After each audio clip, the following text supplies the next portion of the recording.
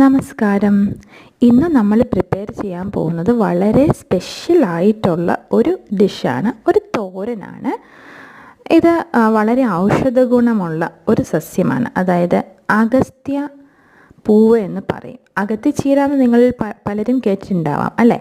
അഗത്തിച്ചീരയുടെ പൂവാണ് അഗസ്ത്യ പൂവ്. ഇത് വളരെയധികം ഔഷധ ഗുണമുള്ള ഒരു സസ്യമാണ്.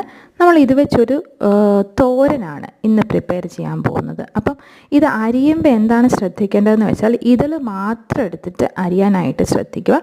ആ നടുക്കത്തെ നാമ്പും ഞെട്ടും ഒക്കെ അടർത്തി മാറ്റിയിട്ട് ആ ഒരു ഇതൾ മാത്രമാണ് നമ്മൾ അരിയുന്നത്. ഒരുപാട് ഔഷധ ഗുണമുള്ള ഒരു സസ്യമാണിത്. അതായത് കുടൽ സംബന്ധമായിട്ടുള്ള, ഹൃദയ സംബന്ധമായിട്ടുള്ള രോഗങ്ങളെയൊക്കെ ചെറുത്ത് നിൽക്കാൻ പറ്റുന്ന, അതുപോലെ ഡയബറ്റിക്സ് ഉള്ളവർക്കും ഒക്കെ ഉപയോഗിക്കാൻ പറ്റുന്ന നല്ല ഒരിനം ചീരയാണിത്. ഇതിൻ്റെ ചീരയെ നമുക്ക് ഇലയും യൂസ് ചെയ്യാം, ഈ പൂവ് നമുക്ക് വെച്ച് ഉപയോഗിക്കാവുന്നതാണ്. അപ്പം നമ്മളിന്ന് പൂവ് വെച്ചിട്ടൊരു സാധാരണ തോരനാണ് പ്രിപ്പയർ ചെയ്യുന്നത്. ഇതെല്ലാം കൂടെ നമ്മൾ എടുത്തിട്ട് അരിഞ്ഞിട്ട് അതിന് ശേഷം നമുക്കിതൊരു തോരനായിട്ട് വെക്കാം. അപ്പം നമുക്കതിന് ആവശ്യമായിട്ടുള്ള സാധനങ്ങൾ നോക്കാം. സാധാരണ ഒരു തോരൻ ആവശ്യമുള്ളതുപോലെ തന്നെ നമുക്ക് തേങ്ങ ചിരകിയതും, അതുപോലെ ചെറിയ ഉള്ളി, പച്ചമുളക്, കറിവേപ്പില. അതിനുശേഷം നമുക്ക് സാധാരണ രീതിയിൽ തോരൻ നമുക്ക് വെക്കാം. നമുക്ക് ആദ്യം കടുക് വറുക്കുക. എണ്ണ ഒഴിച്ചിട്ട് കടുക് പൊട്ടിച്ചിട്ട് നമ്മൾ കടുക് വറുക്കുന്ന അതേ രീതിയിൽ നമുക്കതിനകത്തോട്ട് വറ്റൽമുളകും കൂടെ ഇട്ട് കൊടുത്തിട്ട് നമുക്ക് കടുക് പൊട്ടിയതിന് ശേഷം നമുക്ക് സാധാരണ നമ്മൾ തോരൻ വെക്കുന്നത് പോലെ തന്നെ നമുക്ക് അതിലേക്ക് ബാക്കി തോരനാവശ്യമായിട്ടുള്ള കറിവേപ്പില ഒന്ന് ആയി വരുമ്പോഴത്തേക്കും പച്ചമുളകും അതുപോലെ നമുക്ക് ആ ചെറിയ ഉള്ളിയും കൂടെ ഇട്ട് കൊടുക്കാം.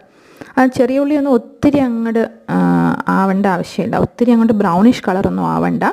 കുറച്ചൊന്ന് ചെറിയ ഉള്ളി ഒന്ന് വാടി തുടങ്ങുന്ന ഒരു സമയത്ത് നമുക്ക് തോരന് അരിഞ്ഞു വെച്ചിരിക്കുന്ന പൂവിൻ്റെ ഇതളും കൂടി നമുക്ക് ചേർക്കാം. അത് ചേർത്തതിന് ശേഷം നമുക്ക് കുറച്ച് മഞ്ഞൾപ്പൊടിയും അതുപോലെ ഉപ്പും, ആവശ്യത്തിന് ഉപ്പും ചേർക്കാം നമുക്ക്. എന്നിട്ട് നമുക്ക് ഇവിടെ ഞാൻ തേങ്ങ ഡയറക്റ്റ് ചെറിയ തേങ്ങ അങ്ങനെ തന്നെ ചേർക്കുകയാണ് ചെയ്യുന്നത്. നിങ്ങൾക്ക് വേണമെങ്കിൽ ചിലർ ചതച്ചെടുക്കാറുണ്ട്. തേങ്ങ ചെറിയ ഉള്ളിയും കൂടെ വെച്ചിട്ട് മുളക് പൊടി ആവശ്യമുണ്ടെങ്കിൽ മുളക് പൊടിയും കൂടി ഇട്ടിട്ട് ചതച്ചെടുത്തിട്ട് ഇടാറുണ്ട്. ഞാനിവിടെ ചതച്ചിട്ടില്ല, തേങ്ങ ചിരകിയത് അങ്ങനെ തന്നെ ഇടുവാണ്. അതുപോലെ എനിക്ക് എരിവിന് പച്ചമുളക് മതിയെന്ന് തോന്നിയിട്ട് പച്ചമുളക് മാത്രമേ ചേർത്തിട്ടുള്ളൂ. നിങ്ങൾക്ക് ചുവന്ന മുളക് ചേർക്കണമെങ്കിൽ ചുവന്ന മുളകും കൂടെ ചേർത്തിട്ട് അടച്ചു വെച്ചിട്ട് കുറച്ച് നേരം ഒന്ന് വെള്ളം വലിയുന്നത് വരെ അത് മതി. അതാണ് കറക്റ്റ് പാകം. ഒരു കൂൺതോരൻ്റെയൊക്കെ ടേസ്റ്റ് വരുന്ന ഒരു റെസിപ്പിയാണിത്. ട്രൈ ചെയ്ത് നോക്കുക.